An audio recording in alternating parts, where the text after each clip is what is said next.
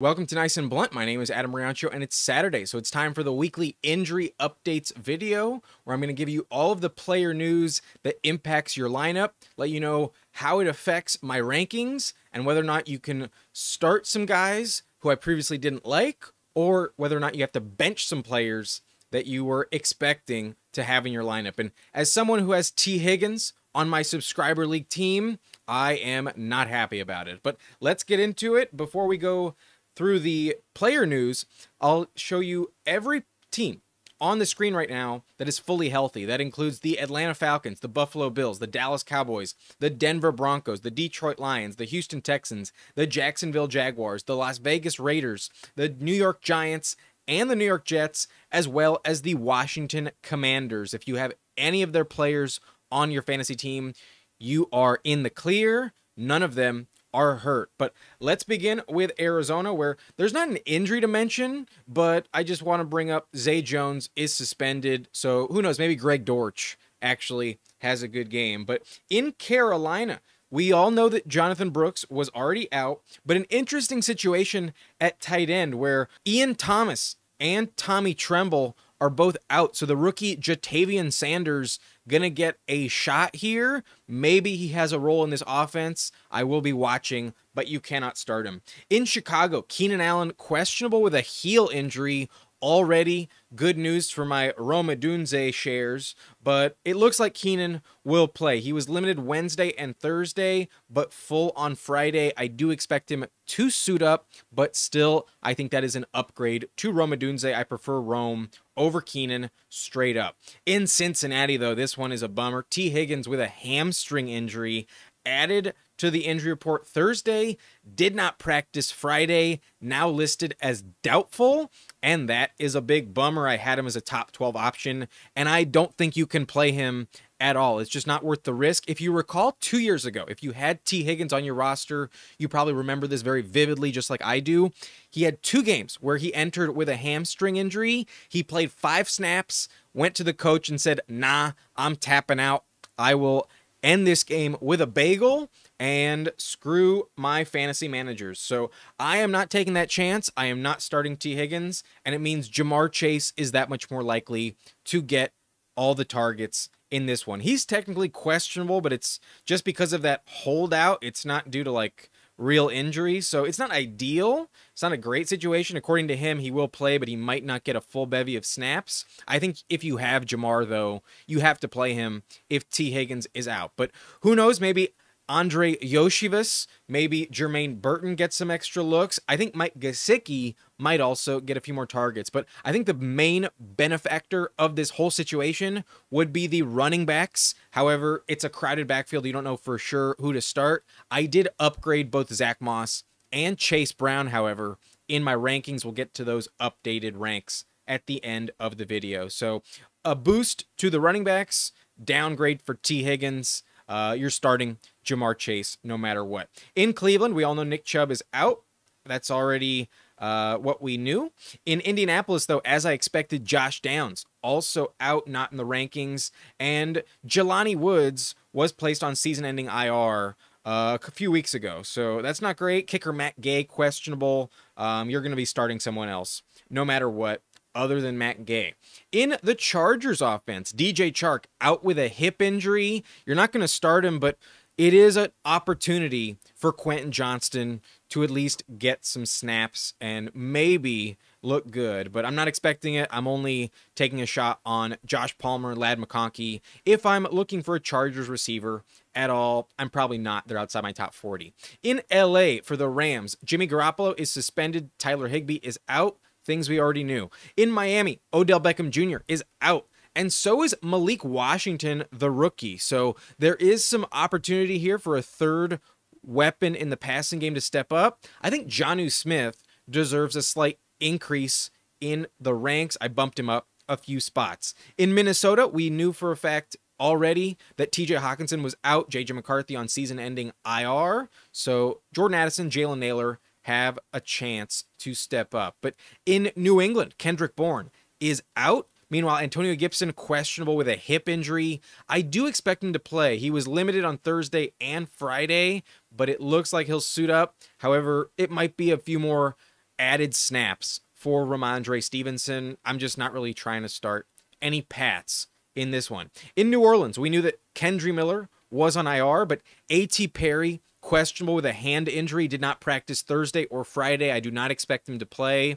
And, you know, we're trying to see if someone else can step up in this offense, but it's not going to be A.T. Perry, that's for sure. However, I did not rank Juwan Johnson back on Thursday, and that was an oversight. I put him in the rankings. He is active this week. In Pittsburgh, though, Roman Wilson, the wide receiver, is out, so Van Jefferson is the clear number 2 option, but not one you trust. And Russel Wilson, the quarterback, is dealing with a calf injury. He's questionable. He did not practice on Thursday, but it was out of caution. I do think he suits up. He's trying to keep this job, and he did make the trip. He will start this game at quarterback for the Steelers. But Jaylen Warren is active. That's good news, but overall, I think the only one who you might raise an eyebrow for would be Justin Fields, given that Russell Wilson calf injury that we already knew was a factor. He might be a good pickup in the coming weeks. But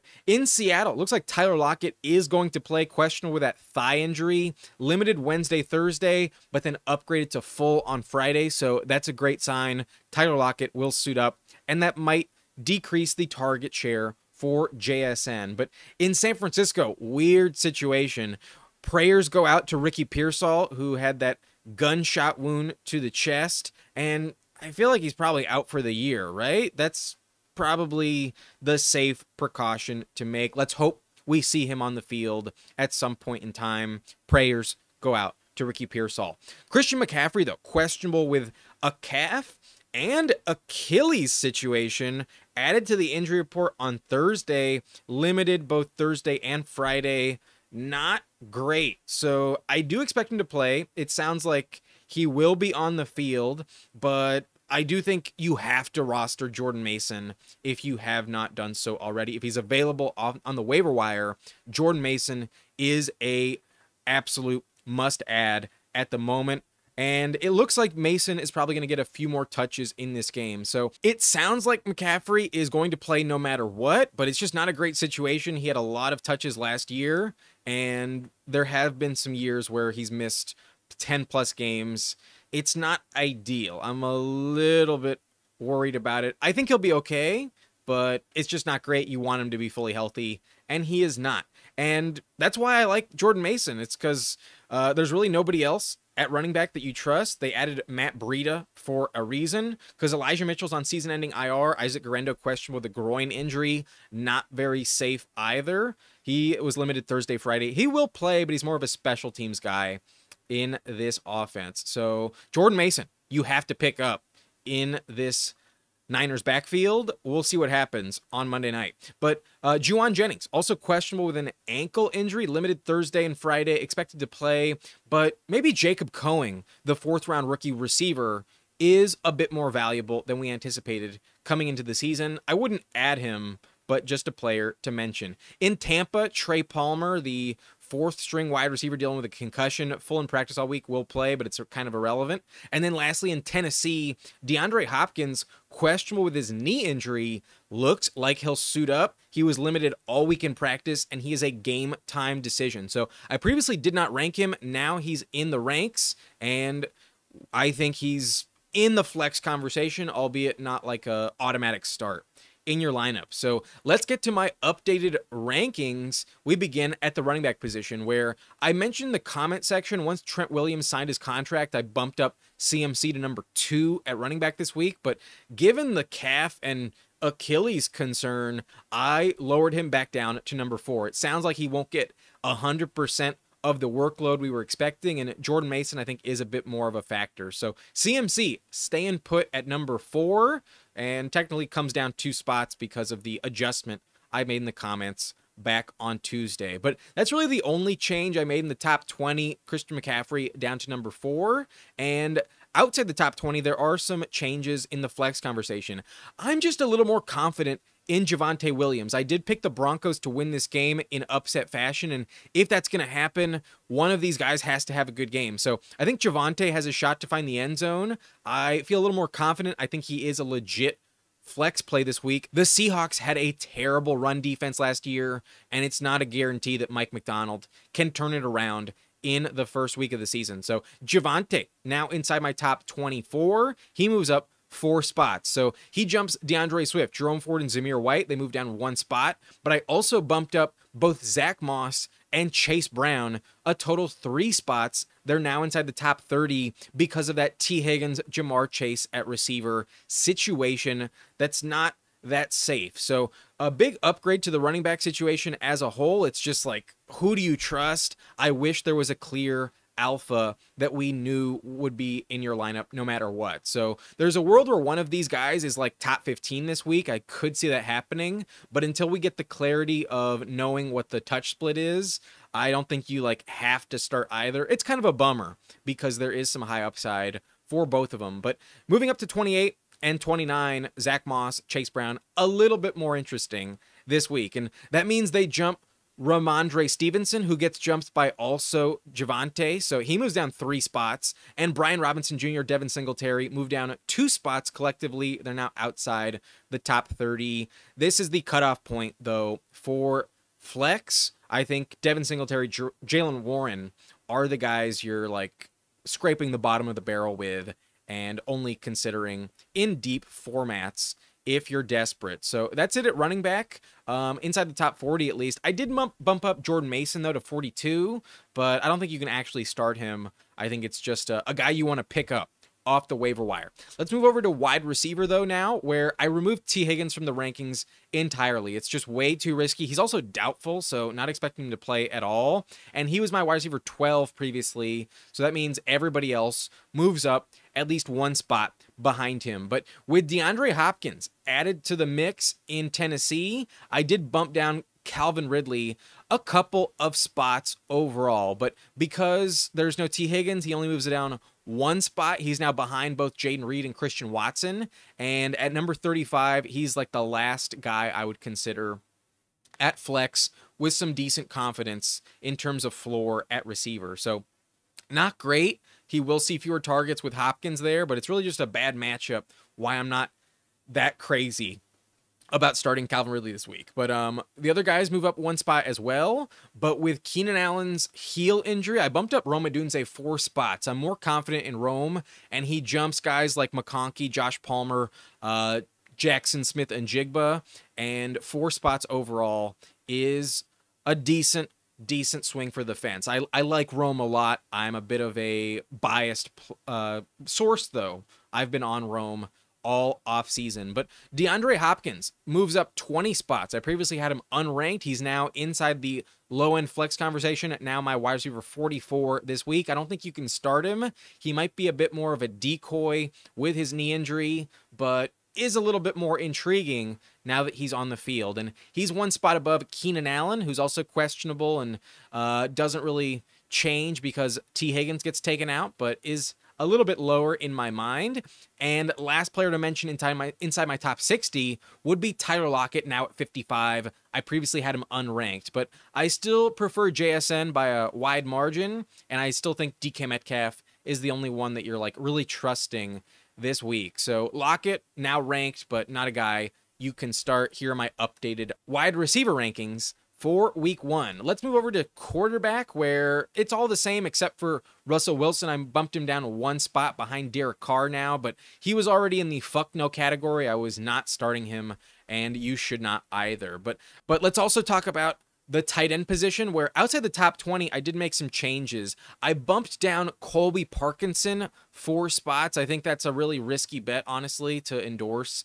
Above Isaiah Likely as well. Does not look like that's going to work out. I wish I had Likely higher in my ranks on Thursday, but I did bump up Jonnu Smith 5 spots overall. With no Odell, with no Malik Washington, someone has to step up as the 3rd guy, and maybe Jonnu will do that. So I'm a little more confident in him. He jumps over Zach Ertz and among others, but Mike Gesicki moves up 1 spot because Colby Parkinson moves down. And lastly, Juwan Johnson, I previously had unranked, should have been ranked in the top 30. So he's at number 26. I think he is a interesting guy to keep an eye out for, but with that toe surgery in the offseason, I'd rather wait and see for any starting potential. So that's it at tight end. Just some changes outside the top 20, not that different for your starting lineup.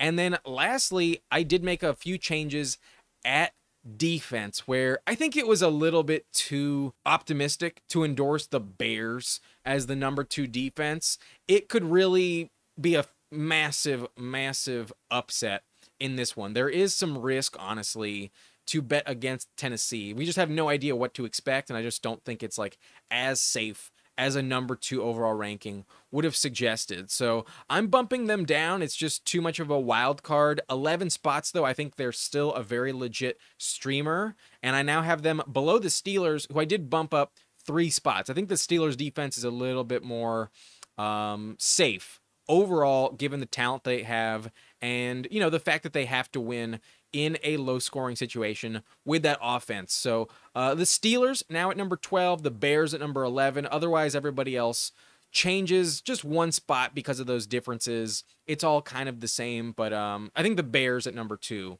was not the best call on Thursday. So made a change there. We'll see what happens on Sunday and Monday. But that's it for this video. These are the final flex rankings, wide receiver and running back. The cutoff point is there listed with the bar.